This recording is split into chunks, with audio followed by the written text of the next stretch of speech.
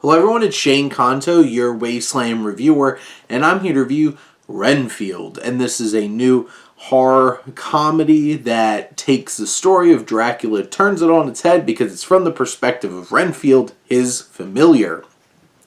And this particular film is directed by Chris McKay, who previously did The Tomorrow War, but more importantly, the Lego Batman movie, and worked on shows like Robot Chicken and Moral Oral.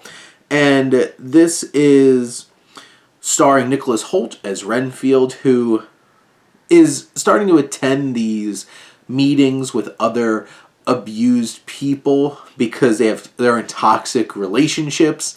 And his toxic relationship is with his master, Dracula. And one of the best and most impressive parts of this film is this very creative way it takes on the idea of abusive relationships and puts it in this context of this dynamic.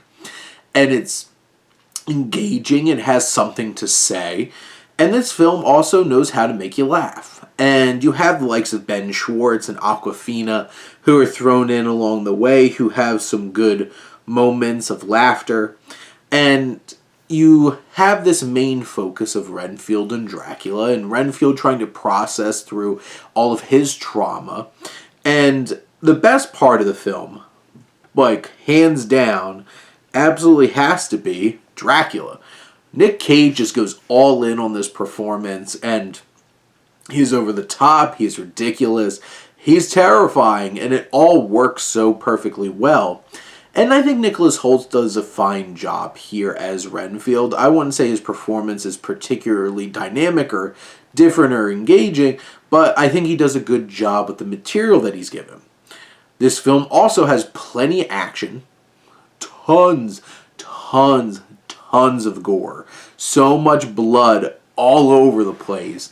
Now, I do think that the editing of the film, especially with how they handle the action and also just general moments, the editing's really choppy and ineffective, and it kind of breaks up the film.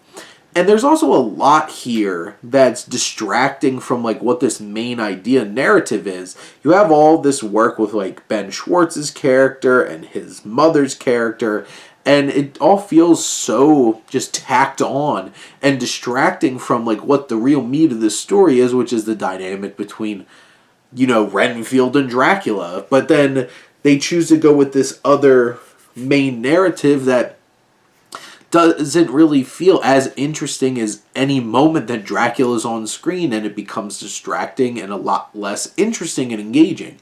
This film is a mixed bag. It doesn't always work. There's definitely long stretches that are just like, what's this here? This isn't even engaging or fun.